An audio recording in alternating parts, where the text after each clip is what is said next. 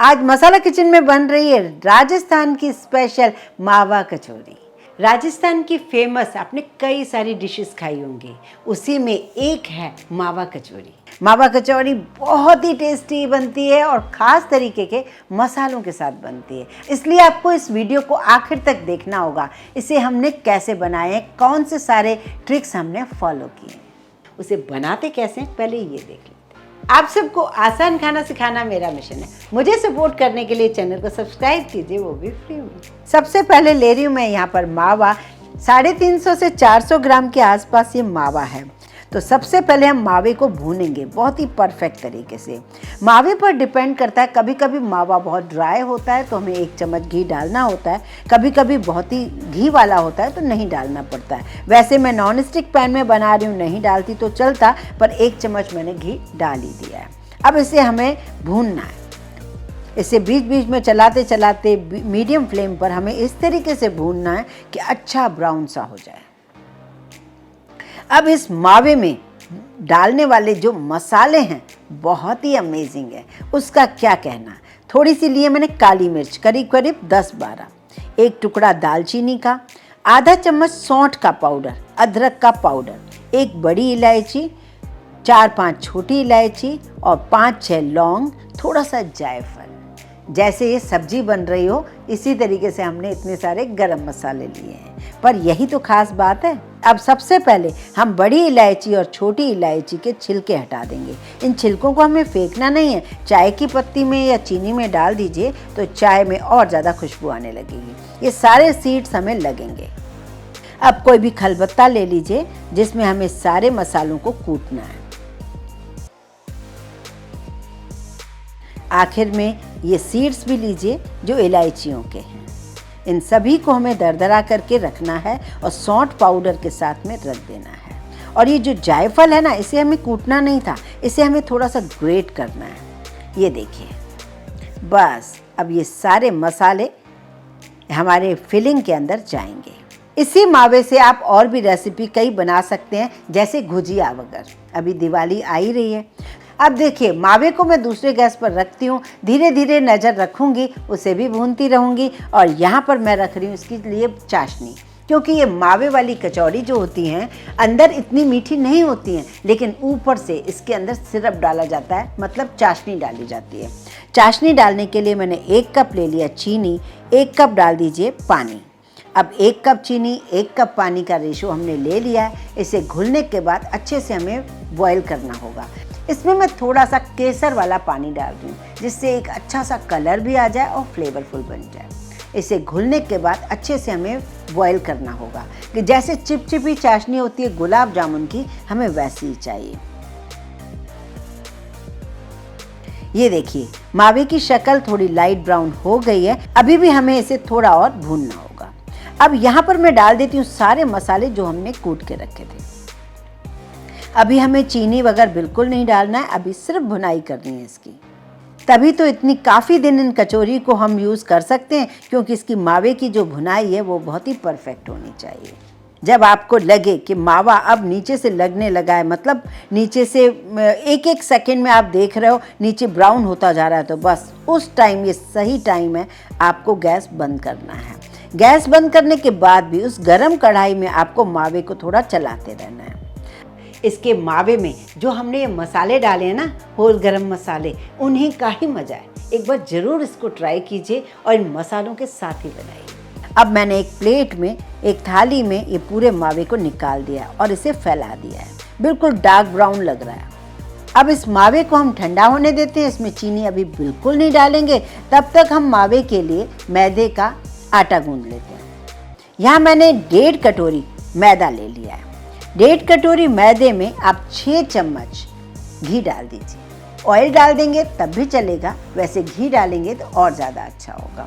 घी डाल दीजिए और 1 पिंच डाल दीजिए नमक। नमक डालना बिल्कुल न भूलें, नमक डालेंगे तो इसका स्वाद और ज़्यादा निखर के आएगा। बस अब थोड़ा थोड़ा पानी लेके आपको कचौरी का आटा गूंथना है। अब यहाँ पर ख़ास बात ध्यान देने वाली ये है कि हमें बिना जोड़ वाली कचौरी बनानी है, तो उसके लिए हमें मैदा बहुत ही सॉफ्ट चाहिए। अच्छे से मलिए, अच्छे से इसे गूंथिए, काफ़ी सॉफ्ट। हमेशा एक बात का ध्यान रखिए, मैं बिगनर्स को हमेशा बताती हूँ, समोसा जब भी आपको बनाना हो तो जितना टाइट मैदा गूंदें अच्छी बात है, उसका शेप बहुत ही परफेक्ट बनता है। और जब कचौरी बनाते हैं तो उसी मैदे को आपको सॉफ्ट कर देना है, बस यही फ़र्क देखिए।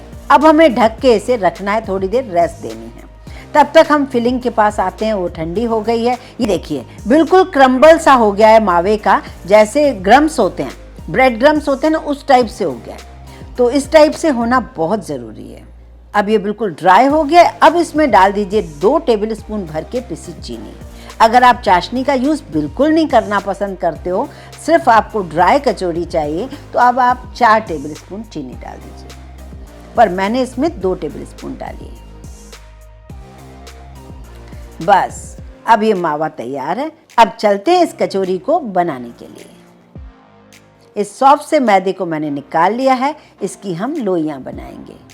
ये देखिए लोइयां जब मैं तोड़ रही हूँ तभी आप समझ रहे होंगे कि कितना सॉफ्ट मैदा है। यहाँ भी आपको मैं काफ़ी सारी ट्रिक्स बताऊँगी, उन्हें आप फॉलो करेंगे तभी ये बनाएंगे। अब सबसे पहले हमें क्या करना होगा, कचौरी के लिए एक लोई को उठाना है। अच्छा एक बात और, नॉर्मल जो कचौरियाँ होती हैं वहाँ की, राजस्थान की, इससे काफ़ी बड़ी होती हैं, पर हम छोटी छोटी बना रहे हैं, जैसे एक बंदा एक कचौरी खा सके, यही एक कारण है। और घर में इतनी बड़ी आंच नहीं होती है, इतनी बड़ी कढ़ाई हम नहीं रखते, तो हम छोटी छोटी बनाएंगे। तो यहाँ मैंने लोई को लिया है, बीच में लोई को मोटा रखिए, बिना बेले आप बनाइए, कोई बेलन की ज़रूरत नहीं है, बस बीच का हिस्सा मोटा रखिए, साइड थोड़े पतले रखिए। अब आपको करना क्या है ये देखिए, उसे हाथ में रख लीजिए, चाहे नीचे रखिए, और इसे बीच में कटोरी जैसा बनाइए, फिलिंग डालिए, फिलिंग को दबाइए।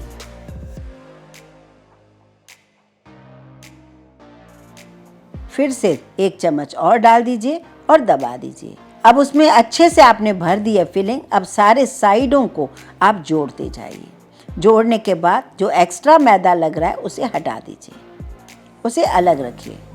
अभी इस तरीके से बिना जोड़ वाली कचौरी है। यहाँ एक और बात, आपको अभी सिर्फ बॉल्स बनाने इस तरीके से, अभी आपको दबाना नहीं है, इसी तरीके से बॉल्स आपको बना के रखते जाना है।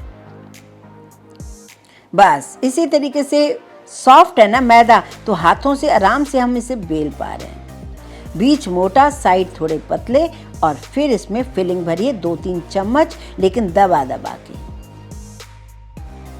इस मसाले वाले मावे से आप एक बार गेहूं के आटे से रोटी, इसका पराठा जरूर बनाइए, बहुत पसंद आएगा। अभी थोड़े दिन पहले मैंने इसी तरीके से थोड़ा सा मावा डालकर एक पेटीज टाइप बनाई थी, जिसे मैंने बेक भी नहीं किया था, फ्राई भी नहीं किया था, हल्का शैलो फ्राई किया था। उसे आप ज़रूर ट्राई कीजिए, बहुत ही अमेजिंग बनती है। ये देखिए मैं अभी एक गोले बनाती जा रही हूँ। यहाँ पर आपको एक बात और ध्यान देनी है, इस तरीके से गोले बनाइए, और जो कढ़ाई होती है ना उसमें आप ऑयल रखिए। आप घी में भी बना सकते हैं, मैं तो नॉर्मल ऑयल से बना रही हूँ। इसमें अभी हमें फ्लेम को तेज़ रखना है, हमें तेज़ फ्लेम पे अभी पहले कचौड़ी को बनाना है। अक्सर कचौड़ी हो, समोसा है, हमेशा मैं बोलती आई हूँ कि स्लो फ्लेम पे बनाना है, लेकिन ये कचौड़ी बिल्कुल डिफरेंट है, तभी तो मैंने बताया। तो अब देखिए यहाँ पर मैंने फिलिंग काफ़ी सारी डाल दी है। जो फिलिंग बची है इसे मैं एक बॉक्स में रख दूँगी, फ्रिज में महीने भर तक मैं इसे यूज़ कर सकती हूँ, इसका कुछ नहीं बिगड़ना है। अब इस कचौड़ी को बनाने के लिए हमें क्या करना होगा, हथेली पे इस गोले को रखना है, इसका बीच हमें दबाना है, सेंटर पार्ट को हमें दबाकर हमें तेज आंच पर इसे कुछ मिनट के लिए फ्राई करना है। ये ट्रिक जरूर फॉलो कीजिए। हथेली पर रखकर सारी कचौड़ी को नहीं फैलाना है, सिर्फ बीच उसे दबाना है, जिससे वो मसाला जो है दोनों तरफ से चिपक जाए। ये देखिए जब आपकी ये फ्लेम काफ़ी गर्म हो जाए, ऑयल, तभी आप ये कचौड़ियों को डालेंगे। गरम मतलब धुआं निकलता हुआ नहीं, लेकिन काफ़ी गरम। यहाँ देखिए बिल्कुल बबल्स उठ रहे हैं ना कचौड़ी डालते ही, क्योंकि ये गरम ऑयल है।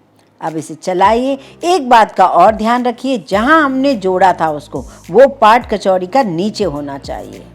अब इसे हल्का सा फ्राई करके निकालते जाइए, क्योंकि नीचे वाला पार्ट जो खुलने की रिस्क थी वो ख़त्म हो गई। बाकी की बची हुई कचौड़ी को भी इस तरीके से फ्राई कीजिए। इतने मैदे में नॉर्मल साइज़ है 9 से 10 कचौरी बन जाती हैं।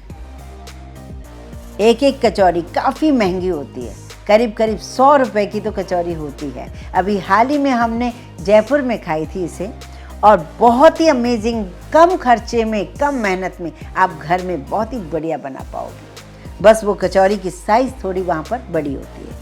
अब आप इसे रख के बाद में भी बना सकते हैं, 2 घंटे बाद, 3 घंटे बाद, 4 घंटे बाद, जब आपका मन करे। पर अभी मैं स्लो गैस करके, बिल्कुल गैस बंद करके, जब ये ऑयल थोड़ा ठंडा हो जाएगा, जैसे एक्चुअली हमें कचौरी जब हम बनाते हैं, कब बिल्कुल कम गरम जो ऑयल होता है, उसमें अब हम इन्हें फ्राई करेंगे। इधर चाशनी भी मैंने अलग कर दी है बॉयल करके। अब मैंने यहाँ पर साथ में जो डेकोरेशन के लिए कुछ चीज़ें चाहिए इसके ऊपर सजाने के लिए, मैंने थोड़ी सी गुलाब की पत्तियाँ ली हैं, थोड़ी वर्क ली है और पिस्ते की कतरन ली है। चाशनी में आप चाहें तो थोड़ी सी बूंदें केवड़े की डाल सकते हैं। अब देखिए ऑयल वैसा गरम है जैसा नॉर्मल हम कचौरी बनाते हैं, है ना बिल्कुल डिफरेंट सी कचौरी। अगर हाँ तो मुझे कमेंट ज़रूर कीजिए, मुझे बताइए कि वाकई आपने ये कहाँ खाई है, कैसी लगी ये कचौरी आपको। अब ये धीरे धीरे फूलती जाएंगी और क्रिस्पी होती जाएंगी। अब फटने का इसमें कोई चांस नहीं है। बस कुछ बातों का आपको ध्यान रखना है, मैदा सॉफ्ट होना चाहिए, बीच का पार्ट काफ़ी मोटा होना चाहिए। बस धीरे धीरे उसे अच्छे से बांधिए। बांधते टाइम ये ध्यान रखिए कि वो बिल्कुल मावा बाहर ना निकले, और मावा भी जो है इस तरीके से ड्राई होना चाहिए, तो आपकी ये कचौरी काफ़ी लंबी चल सकती है। आप देख रहे हैं कैसे बलून की तरह ये कचौरियाँ फूल रही हैं।